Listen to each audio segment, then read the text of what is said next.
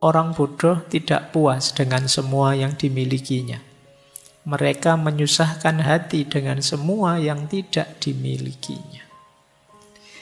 Ada yang bisa kita nikmati karena sudah kita miliki, kita malah sibuk mencari yang tidak kita miliki. Wong kita sudah bisa senang, sudah bisa bahagia dengan yang kita miliki selama ini, masih mencari yang lain.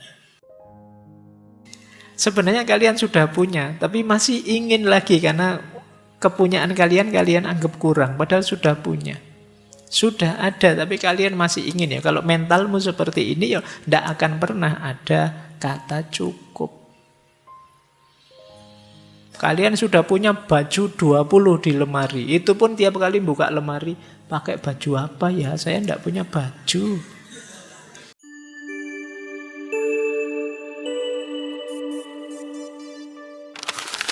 Assalamualaikum warahmatullahi wabarakatuh.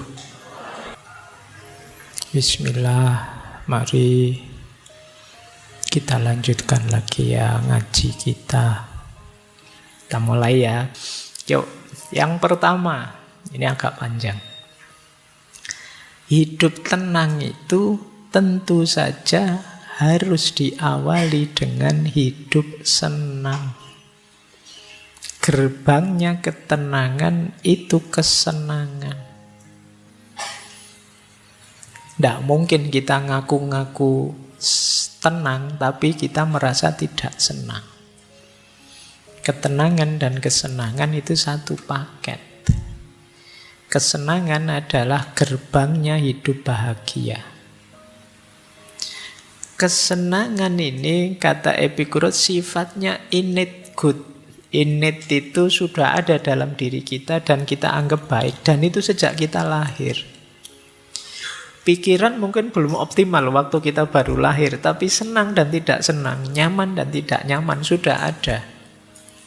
Bayi itu kalau tidak nyaman ya nangis dia. Itu kan berarti ada kesenangan. Ada yang dia sudah mulai paham, ini senang, itu tidak senang. Kalau dia tidak senang ya nangis. Itu kenapa disebut innate good.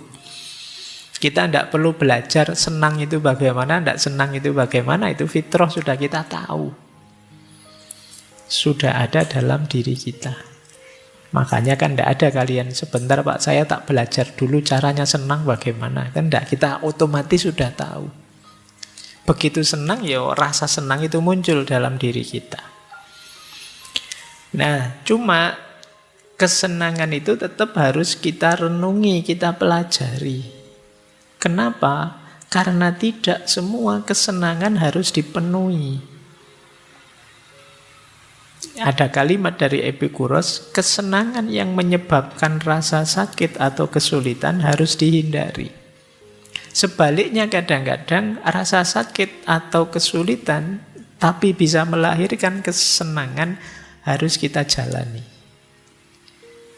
Jadi mungkin ada kesenangan, enak sih sekarang nyaman, tapi itu akan menyebabkan rasa sakit jangka panjang. Kalau kita pinter ya kita hindari. Makan enak kayak tadi gorengan terus-terusan itu enak, wong kita seneng. Tapi kalau kita sadar, iya ya ini, tapi kalau saya tidak hati-hati, besok ada kepahitan jangka panjang, kolesterol lah, jantung lah dan lain sebagainya. Ini kita harus mulai berpikir lagi, apa iya kesenangan ini harus saya penuhi? Atau ada kepahitan, kita tidak enak menjalankannya, tapi kalau kita jalankan kepahitan ini, besok kita ketemu kesenangan di belakang yang jauh lebih panjang. Nah itu kalau kata Epikuros, ayo kita jalani. Belajar misalnya, itu kan pahit, tidak enak, capek juga, puyeng juga. Tapi kalau kita tidak belajar, kita tidak ketemu nikmatnya ilmu, kita tidak ketemu manfaatnya ilmu untuk masa depan kita yang panjang. Maka harusnya kita jalani belajar itu. Jadi meskipun orang itu mencari kesenangan, tapi dia harus jeli melihat apakah kesenangan ini membuahkan rasa sakit atau tidak. Atau apakah sebelum mencapai kesenangan itu aku perlu menahan diri dalam kepahitan-kepahitan tertentu atau tidak.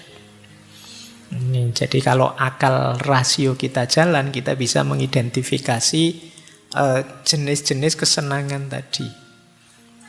Bahkan kata Epikuros, kadang-kadang orang itu harus siap sakit sebentar demi senang yang lebih panjang. Ngaji malam hari ini mungkin sakit sebentar, ya sumuk lah, ya rame lah, ya sumpek lah. Tapi kan demi, biar saya ngerti sesuatu, dan pengertian itu mungkin ada manfaatnya ke depan, jauh lebih panjang. Nah, ini pahit dulu baru ketemu manfaat. Olahraga misalnya kan capek, ndak enak, tapi kan ada manfaat kesehatan jangka panjang. Jadi hedonisme itu memang dikenal aliran yang hidup hanya untuk senang-senang saja. Tapi versinya Epikuros, kesenangan itu ya harus jeli kita melihatnya, tidak sekedar enak langsung ditabrak. Kalau enak langsung ditabrak, ya siapa tahu kesenangan ini justru buahnya kepahitan yang lebih dalam jangka yang panjang. Terus nanti Epikuros membedakan antara kesenangan kinestetik dan kesenangan statis. Jadi kesenangan kinestetik itu kesenangan yang berproses. Biasanya kesenangan kinestetik itu muncul untuk memenuhi kebutuhan natural kita. Begitu kesenangan kinestetik terpenuhi, maka kita akan mengalami kesenangan statis. Contohnya, kita lapar, terus kita makan. Dan kita merasakan makan itu betapa enaknya, kesenangan kinestetik. Setelah selesai makan, kita puas, lega, kenyang. Kenyang itu kesenangan statis. Kata Epikuros, rumusnya begini. Kalau kita sudah sampai di kesenangan statis, biasanya ya selesai. Kita tidak ingin lebih lagi. Karena kalau lebih lagi akan jadi penyakit. Dari kesenangan berubah jadi ketidakenaan.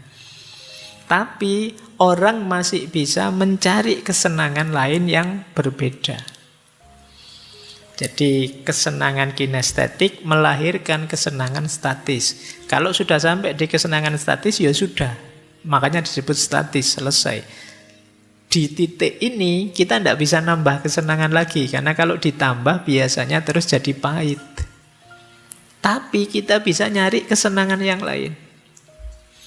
Wah, misalnya kalian tadi makan, sudah kenyang, selesai. Karena kalau nambah makan lagi jadi pahit lagi.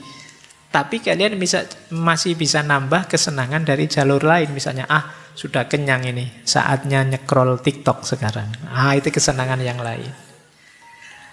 Ya nanti nyekrol TikTok itu kinestetiknya kalian akan sampai di kesenangan statis yang lain. Mungkin kalian jadi gembira di situ. Tapi juga kalian harus ngerti limit. Karena kalau kalian lupa batas, terlalu lama nyekrol TikTok, nggak ngerti kapan berhenti, terus tiba-tiba waktumu habis, lupa. Wah, lupa harusnya melakukan ini, melakukan itu. Maka penting kita sadar kapan harus berhenti dari kesenangan itu. Jadi ini rumusnya, ada kesenangan kinestetik, ada kesenangan statis. Yang kalau sudah statis berarti kita terpuaskan. Kalau sudah terpuaskan jangan ditambah tapi mencari jalur lain kesenangan. Itulah rumus untuk mengejar kesenangan. Ini rumus pertama. Rumus kedua dari kesenangan. Pak, gimana Pak? Milih di antara banyak kesenangan itu harus saya pilih yang mana? Kata Epikuros, kesenangan itu bisa dilihat intensitasnya, bisa dilihat durasinya, bisa dilihat kemurniannya. Jadi, intensitas itu kuatnya. Kalau enak, sangat enak. Ini ya sekedar enak saja, ini biasa saja, itu namanya intensitas. Kemudian ada durasi. Kalau durasi ini sebenarnya enak saja sih, tidak sangat enak, tapi durasinya panjang, lama. Atau kemurniannya. Kemurniannya itu senang yang tanpa ada rasa sakit sama sekali. Kan ada kesenangan itu disertai sakit. Misalnya kalian olahraga, mungkin kalian hobi olahraga, seneng olahraga, terus kalian olahraga, tapi di balik olahraga ada capeknya. Itu berarti ada kesenangan yang disertai rasa sakit. Ada kesenangan murni, ada kesenangan dari sisi durasi, ada kesenangan dari sisi intensitas. Nanti kata Epikuros, antara intensitas dan durasi, pilihlah durasi. Antara durasi dan kemurnian, pilihlah kemurnian. Jadi nanti kesenangan murni itu nanti pada akhirnya ketemu kesenangan-kesenangan yang lebih batin, lebih spiritual. Tidak sekedar kesenangan materi. Biasanya kesenangan materi itu selalu ada unsur rasa sakitnya. Jadi kalau tabrakan antara intensitas dan durasi, pilih durasi. Pilihlah kesenangan yang jangkanya jauh lebih lama, lebih panjang. Kayak tadi loh, makan itu mungkin enaknya luar biasa dibandingkan enaknya belajar. Enaknya belajar mungkin tidak senikmat waktu kalian makan, tapi belajar ini senangnya bisa jangka panjang. Kalian bisa menikmatinya jauh lebih panjang. Pilih yang durasi. Tapi nanti ada juga yang murni. Kalau murni ini ya asli, berarti tidak kecampur apa-apa. Ini pasti kesenangan sejati. Nanti ketemu para sufi misalnya, senangnya dekat dengan Allah, senangnya dan lain sebagainya. Nah, maka untuk kesenangan murni itu ya, beliau bilang begini, there was no reason to eat, drink, and be merry today if you are going to have a headache from it tomorrow. Tidak ada alasan untuk makan, minum, atau kawin kalau hari ini kalian sedang pusing. Jadi ini masih ada sakitnya. Baik. Apa kesenangan yang diawali rasa sakit? Di situ diilustrasikan, ya makan diawali lapar. Hubungan suami istri diawali nafsu. Ini kan diawali sakit. Diawali keinginan yang belum terpenuhi. Tapi nanti ada kesenangan yang lebih murni. Epikuros mencontohkan misalnya kesehatan dan persahabatan. Persahabatan itu lebih murni, tidak ada sakitnya. Baik, jadi ini rumus kedua. Jadi boleh kalian mengejar kesenangan, tapi kesenangan yang lebih rasional. Apakah itu karena intensitas, durasi, atau kemurniannya? Kalau kalian berhadapan dengan satu kesenangan, coba diukur 3 aspek ini. Intensitasnya, durasinya, kemurniannya. Kalau bisa 3-3-nya, alhamdulillah. Tapi kalau tidak bisa, pilih kemurniannya. Itu standar paling pokok. Apalagi kemudian ya murni, ya durasinya lama, ya rasanya sangat kuat. Itu tidak usah ragu-ragu, diambil saja. Itu menyenangkan pasti. Baik, jadi kita punya 2 rumus ya tentang kesenangan. Ada kinestetik, statis, ada intensitas, durasi, dan kemurniannya. Makanya terus beliau bilang begini. Maka kalau kami mengatakan bahwa tujuan hidup kita adalah kesenangan, yang kami maksud bukanlah kesenangan kaum foya-foya yang asal menikmati saja. Itu anggapan mereka yang tidak tahu atau tidak lagi mengerti ajaran kami atau dengan sengaja memutarbalikkannya. Karena beliau ini dituduh hedon dengan konotasi yang negatif tadi. Hidup kok nyari senang saja, kurang mulia. Padahal kata beliau tidak begitu cara memahaminya.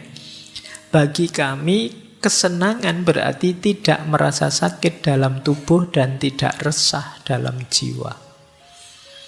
Karena hidup penuh kesenangan tidak diperoleh dengan pesta minum dan makan terus-menerus. Tidak dengan menikmati remaja laki-laki dan wanita cantik juga tidak dengan menikmati ikan yang enak dan makanan yang mewah apa saja. Melainkan hanya dengan pemikiran yang tenang, terang, yang mencari akar segala keinginan dan dorongan, menghindar dan mengusir gagasan-gagasan aneh yang bagaikan angin prahara menggoyangkan jiwa.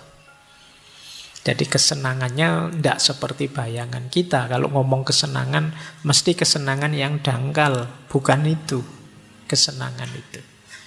Jadi kesenangan itu intinya adalah fisik yang tidak sakit dan jiwa yang tidak resah. Kalau kita melakukan sesuatu yang meresahkan jiwa, ya berarti kita tidak bisa menyebutnya kesenangan meskipun rasanya nikmat. Baik. Terus beliau menyebut begini. Pada permulaan segala-galanya ada akal budi, milik kita yang paling bernilai. Dari akal budi, keutamaan-keutamaan lain semua dapat disimpulkan. Akal budi mengajar kita bahwa tidak mungkin hidup senang kalau tidak hidup secara rasional, bersusila, dan adil. Juga sebaliknya, mustahil hidup rasional, bersusila, dan adil tapi tidak merasa senang. Karena keutamaan-keutamaan menyatu erat dengan hidup senang. Dan yang satu tidak dapat dipisahkan dari yang satunya. Mungkin kemarin-kemarin kita merumuskan hidup senang dan hidup baik itu dua hal yang berbeda. Kalau di Epikuros tidak. Tidak mungkin kita bisa senang kalau kita tidak hidup baik. Dan tidak mungkin kita ngaku orang baik tapi tidak senang. Jadi kalau yang pertama jelas bahwa tidak mungkin kita bisa hidup senang tanpa hidup baik. Karena yang melahirkan kesenangan itu pasti kebaikan-kebaikan. Dan tidak mungkin kita hidup baik tanpa senang. Karena kalau kita melakukan kebaikan dan tidak merasa senang, berarti kita tidak utama. Mungkin kebaikan itu ya terpaksa saja, formalitas saja.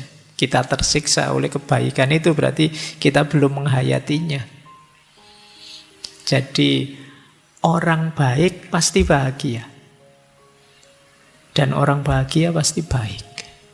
Kalau tidak, ada yang salah dalam rumusannya. Jadi ini menurut Epikuros ya.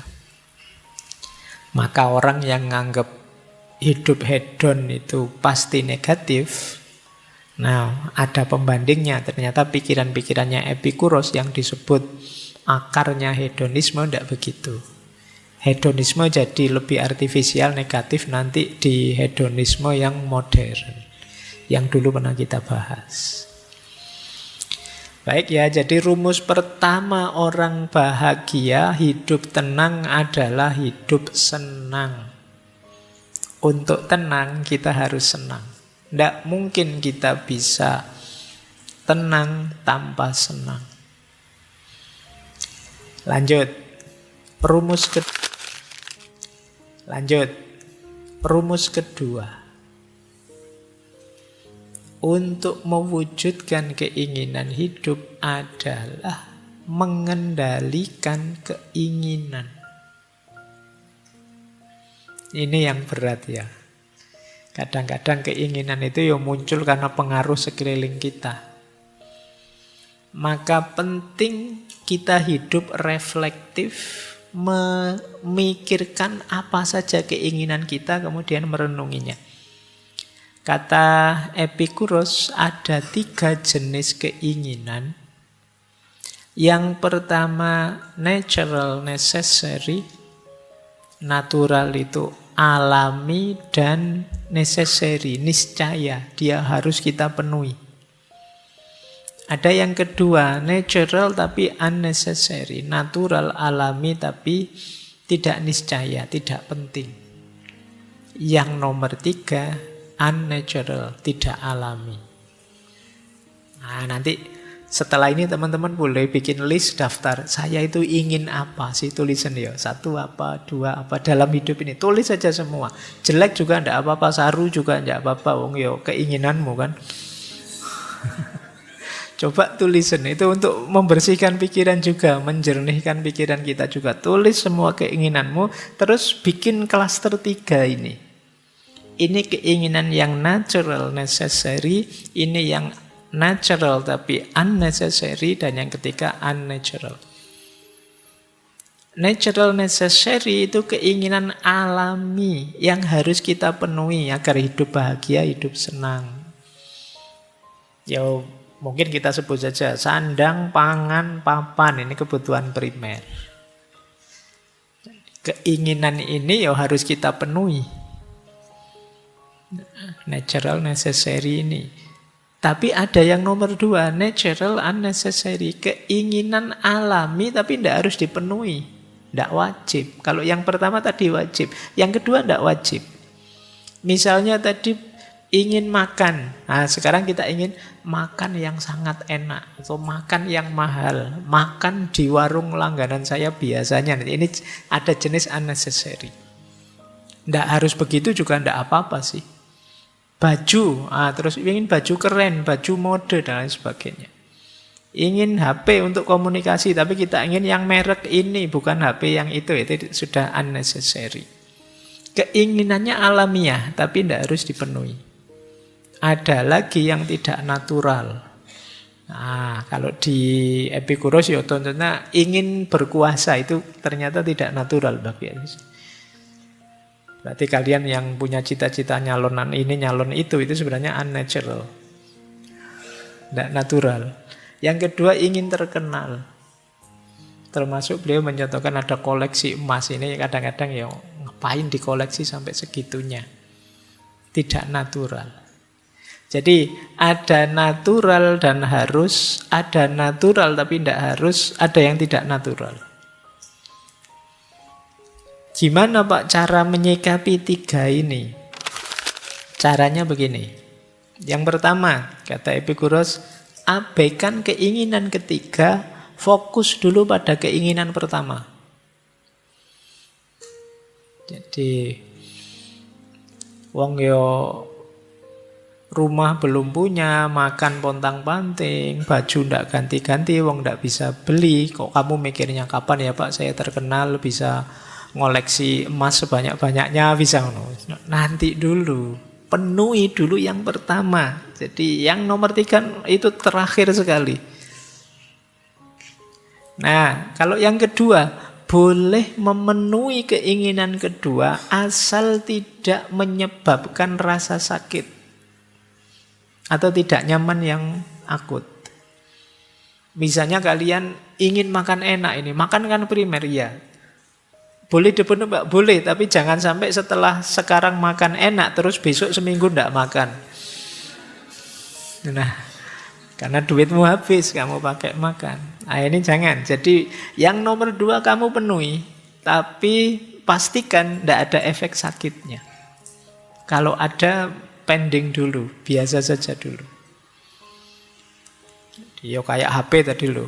Yalah yang penting punya HP bisa komunikasi. Pak saya pengen yang bermerek Pak, yang terbaru Pak. Ya silahkan, tapi jangan sampai ada rasa sakit. Jangan sampai begitu beli HP bermerek yang terbaru kamu ditagih pinjol. Terus stres kamu. Nah itu blunder namanya. Jadi keinginan jenis kedua kalau memang mampu penuhi saja, tapi pastikan tidak menyebabkan rasa sakit. Keinginan ketiga, kenapa tadi keinginan itu harus kita taruh di terakhir? Karena keinginan ketiga itu cirinya biasanya dalam jangka waktu lama akan muncul masalah. Apakah itu kecewa, tidak puas, tidak nyaman, atau kesehatan. Jadi, ya kayak tadi loh Pak, terkenal itu kan enak Pak. Enggak, nanti ada efek tidak nyamannya pasti. Koleksi emas apa yang luar biasa itu jangan-jangan ada mungkin ketidakpuasan, mungkin kekecewaan atau kesehatan terganggu. Kalau yang tidak alamiah ini harus dipertimbangkan benar kalau mau kalian jadi target keinginan. Karena keinginan itu jadi faktor utama kita bisa tenang atau tidak. Orang kalau keinginannya tidak realistis, terlalu tinggi, tidak terkendali, ini sumber kegelisahanmu. Makanya dulu waktu kita sekolah SD atau SMP kan ada kalimat begini, gantungkan cita-citamu setinggi mungkin. Ini menurut saya kalimatnya bagus sudah. Kamu boleh berkeinginan, boleh bercita-cita setinggi-tingginya, tapi yang mungkin. Iya. Ya makanya setinggi mungkin. Jadi setinggi-tingginya tapi yang mungkin. Jangan yang tidak mungkin, nanti kamu stres. Jadi boleh kamu berkeinginan apa saja. Ya memang setinggi-tingginya tapi yang mungkin saja. Jangan, Pak, saya pingin pemilu yang akan datang saya terpilih jadi presiden, Pak. Lah kamu sekarang usia berapa? Yo, saya 23, Pak, tapi yo saya kuliah S1 sudah hampir 7 tahun ini sih, Pak, ndak lulus-lulus misalnya. Ya mbok yang realistis saja, menyelesaikan kuliah belum nyampe kok kamu sudah pingin jadi presiden yang akan datang. Ini sumber kamu stres. Jadi itu yang dimaksud ya. Jadi kendalikan keinginanmu dengan rumus tadi. Setelah kalian kategorikan, oh ini natural, necessary, ini natural, unnecessary, ini unnatural. Baru kamu terus bergerak. Dan kata Epikuros, setiap keinginan yang akan kita wujudkan harus kita pahami untuk konteks hidup kita secara utuh. Karena hati-hati kadang-kadang nikmat di sini, tapi efeknya negatif, menyakitkan sekali untuk sisi hidup kita yang lain. Jadi mungkin kalian punya hobi apa, terus kalian penuhi sesenang-senang kalian, tidak ngerti batasnya, kalian lupa bahwa ada sisi hidupmu yang lain. Mungkin terdampak kesenanganmu tadi, akhirnya dia terbengkalai dan kamu ketemu sakitnya berkepanjangan. Misalnya kalian apalah hobi musik, jadi tiap malam kalian main gitar tiap malam itu, lupa bahwa kalian masih mahasiswa perlu belajar. Terlalu asik gitaran nyanyi tapi ya terus kuliahmu terbengkalai. Jadi bukan tidak boleh, tapi kamu harus cermat menghitung keutuhan hidupmu. Baik, jadi ini rumusnya mengendalikan keinginan. Baik, jadi yang pertama hidup senang, yang kedua mengendalikan keinginan. Yang ketiga, kesederhanaan. Sederhana dalam pikiran-pikirannya Epikuros itu mungkin setara kalau dalam agama dengan konsep qanaah. Qanaah itu merasa cukup dengan yang sekarang saya miliki. Yo saya tidak kaya, tidak punya macam-macam banyak hal, tapi dengan yang saya miliki sekarang itu saya sudah bahagia. Ini namanya qanaah. Kata Epikuros, kalau kita hidupnya qanaah dan tidak ingin mengejar sesuatu secara berlebihan, kita lebih mudah bahagia. Kenapa? Karena kebahagiaan itu lebih mudah dicapai dan lebih mungkin dinikmati. Ini seperti orang yang bilang bahwa bahagia itu ya sekarang dan saat ini. Dengan cara apa? Menerima dan mensyukuri apapun yang sedang kita hadapi dan kita miliki sekarang. Ini yang disebut hidup sederhana.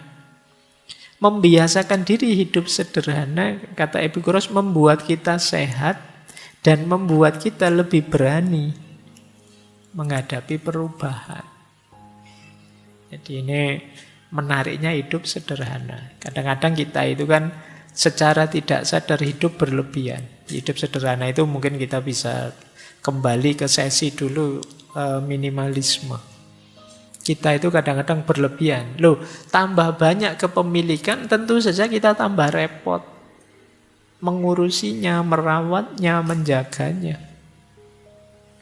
Sehingga akhirnya kita sulit bahagia. Keinginan kita tidak ada batasnya. Jadi Kalau kita tidak bisa qanaah, itu kan berarti kita ingin apa lagi, ingin apa lagi. Itu problemnya kembali ke yang kedua tadi. Kita tidak bisa mengendalikan keinginan. Kita tidak mensyukuri yang tidak kita miliki, tapi digelisahkan oleh yang kita tidak mensyukuri yang kita miliki, digelisahkan oleh yang tidak kita miliki. Kata Epikuros, orang bodoh tidak puas dengan semua yang dimilikinya. Mereka menyusahkan hati dengan semua yang tidak dimilikinya. Kalau teman-teman sehari-harinya kok galau, mikir apa yang tidak teman-teman miliki, kata Epikuros ya ini, berarti teman-teman termasuk orang bodoh. Ada yang bisa kita nikmati karena sudah kita miliki, kita malah sibuk mencari yang tidak kita miliki. Wong kita sudah bisa senang, sudah bisa bahagia dengan yang kita miliki selama ini, masih mencari yang lain, yang tidak dimiliki. Yo, apalagi seperti ini kalau tidak disebut orang bodoh.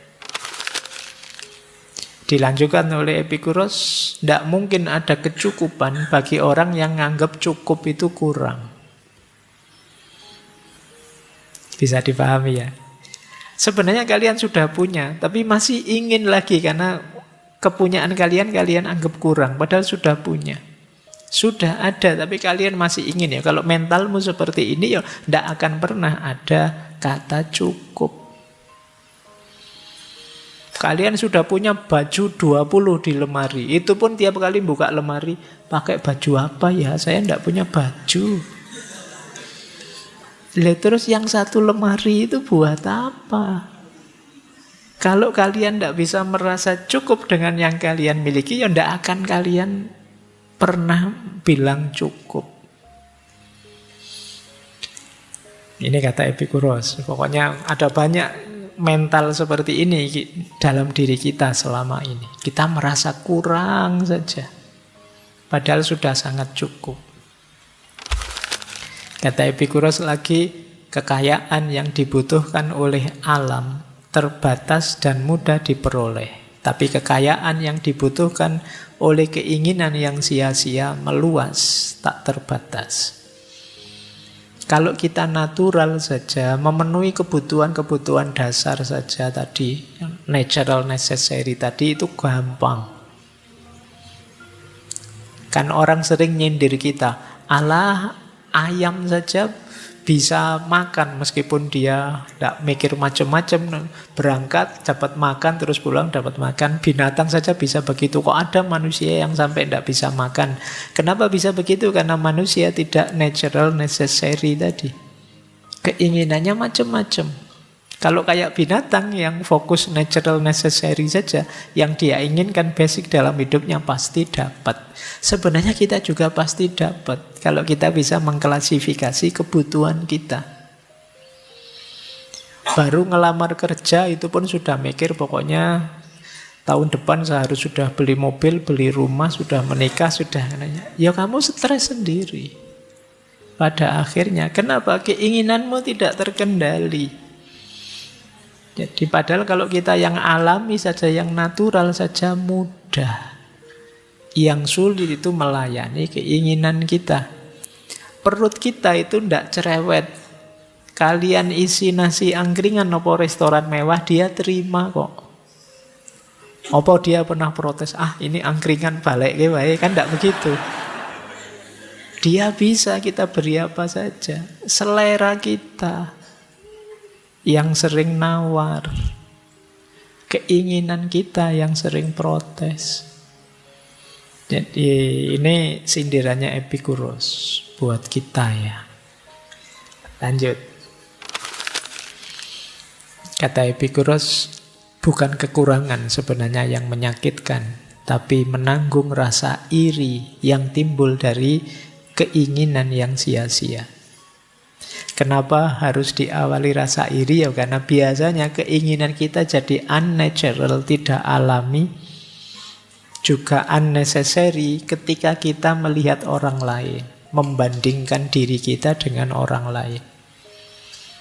Sebenarnya yang kita miliki itu sudah cukup. Tapi kita merasa kurang karena melihat orang lain. Padahal orang lain itu bukan kita. Mungkin standar mereka beda dengan standar kita. Tapi karena kita melihat orang lain terus timbul rasa iri. Yang semurah cukup kita anggap kurang. Akhirnya kita merasa tersakiti oleh itu. Kalian merasa jadi orang yang lemah, jadi orang yang malang, jadi orang yang tidak punya apa-apa. Padahal tanpa kalian bandingkan dengan orang lain, sebenarnya kalian kan sudah bisa hidup nyaman dengan yang kalian miliki saat ini. Jadi, apa tidak boleh Pak? Kita kaya, ya boleh saja. Cuma, kalau belum kaya, jangan membanding dengan orang lain yang menimbulkan rasa iri. Itu akan membuat kita sakit dan tidak mensyukuri yang kita miliki. Ini rumus ya, ini untuk agar kita bisa mengendalikan keinginan kita dan menerima apa yang sudah kita punya sekarang. Ini sumbernya ketenangan hidup. Karena temanya malam hari ini kan caranya hidup tenang. Lanjut, cara yang keempat. Kata Epikuros, ya untuk hidup tenang adalah mari hidup dengan tanpa kecemasan. Yang biasanya kecemasan itu sumbernya pikiran kita. Kata Epikuros, manusia telah lama tertindas oleh rasa takut yang membabi buta. Takut apa saja. Nanti beliau banyak membahas tentang takut kematian. Kata Epikuros, lebih baik bagimu bebas dari rasa takut dengan berbaring di atas dipan.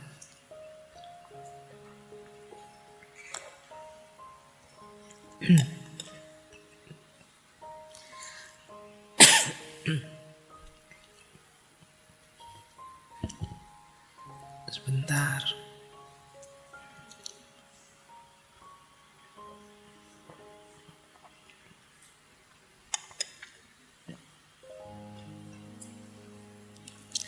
Ini rumus yang tadi.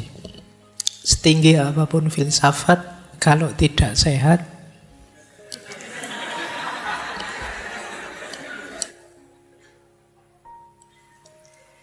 tidak ada gunanya.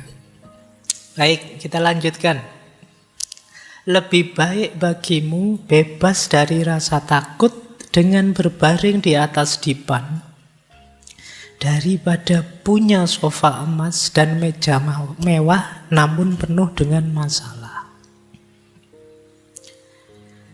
Kita hari ini banyak ketakutan-ketakutan yang tidak perlu. Antara lain karena banjir informasi yang menyerbu kita. Pikiran kita sekarang aneh-aneh. Batuk kayak gini terus mikir, ini jangan-jangan paru-paru saya. Jangan-jangan ini. Kita sering begitu ya. Kenapa? Info dari Google, dari mana-mana. Ada banyak ketakutan yang tidak perlu. Ada ndak yang sekarang masih semester 1 tapi sudah khawatir besok saya bisa ndak ya jadi suami yang baik. Saya ndak bisa masak, gimana ya nanti suami saya protes ndak ya, padahal masih semester 1. Ini yang disebut ketakutan yang tidak perlu. Dan kita sering mengalami ini, gimana kita bisa hidup tenang? Pikiran kita serba takut. Mau melakukan apa saja, pikiran kita mengarah ke yang negatifnya, terus takut. Mau naik motor, takut nanti jatuh. Mau ke kampus, takut nanti ketemu yang saya benci, yang kemarin nolak. Takut, macam-macam. Ada banyak ketakutan-ketakutan yang kata Epikuros tidak rasional. Bahkan ketakutan paling puncak kita yaitu takut mati. Ada kalimat menarik begini dari Epikuros. Kematian yang merupakan keburukan paling mengerikan, itu kan sebenarnya tidak berarti apa-apa bagi kita. Karena ketika kita ada, kematian tidak datang. Ketika kematian datang, ya kita sudah tidak ada. Wong sudah mati. Kita mau takut apa? Kata Epikuros, mengapa aku harus takut pada sesuatu yang hanya bisa ada jika aku tidak ada? Kematian itu kan kita sudah mati. Kalau kita sudah mati ya sudah kita tidak ada. Kalau kita tidak ada ya apa yang kita takuti? Nanti memang di beberapa tulisannya Epikuros itu ada pandangan bahwa akan lebih kondusif, hidup kita lebih tenang kalau kita nganggap bahwa ya kematian itu babak terakhir dalam hidup kita. Kesadaran kita sebagai manusia berakhir saat kita mati. Makanya dia bilang kalau kita mati ya ndak ada. Kalau kita ndak ada ya kenapa harus dikhawatirkan? Ada quotes yang menarik begini dari beliau. Aku tidak ada, aku ada, terus aku tidak ada, dan terakhir aku tidak peduli. Jadi ini lebih menenangkan. Aku tidak ada, ya dulu kan kita tidak ada. Terus lahir ke bumi, terus nanti kita mati. Dan kita mikir proses ini sampai puyeng. Harusnya akhirnya apa? Aku tidak peduli. Sudahlah, yuk menikmati hidup saja. Kalau memang waktunya mati datang, ya mati sajalah. Tidak apa-apa, memang sudah waktunya. Jadi ini kan kepastian yang tidak bisa kita elakkan. Ya sudah, kalau kita pas ngalami itu kan juga kita sudah mati. Jadi kalau ada yang bilang mati itu menyakitkan loh Pak. Loh, yang menyakitkan sebelum matinya. Kalau kita sudah mati ya selesai, tidak bisa merasakan apa-apa lagi, kata Epikuros. Bahkan kesadaran kita juga hilang, kata Epikuros. Makanya untuk sesuatu yang kita sudah tidak ada, ya ngapain dipikir. Kan sekarang banyak, sering kan kita dengar filsafat itu, ada itu hakikatnya tidak ada, tidak ada itu hakikatnya dombulen, tidak karu-karuan. Jadi kata Epikuros, sudahlah, aku tidak peduli sekarepmu. Yang lebih penting, ayo hidup tenang, ayo hidup bahagia, ayo hidup senang saja. Karena kesempatan untuk mensyukuri hidup, mencari kesenangan dalam hidup tidak terulang 2 kali. Ini maka jika aku tidak ada, terus aku ada, terus aku tidak ada, gimana tidak apa-apa, aku tidak peduli. Ini quotes dari Epikuros. Jadi maksudnya apa kata aku tidak peduli itu? Jangan terlalu dipikir. Seringkali kita hidup karena kecemasan-kecemasan yang tidak perlu. Ya kalau dipikir negatifnya saja, kalian bisa tidak ngapa-ngapain.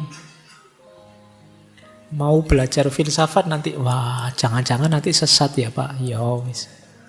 Gimana mau bisa sesat, wong paham saja tidak. Tenang saja, tidak apa-apa, aman.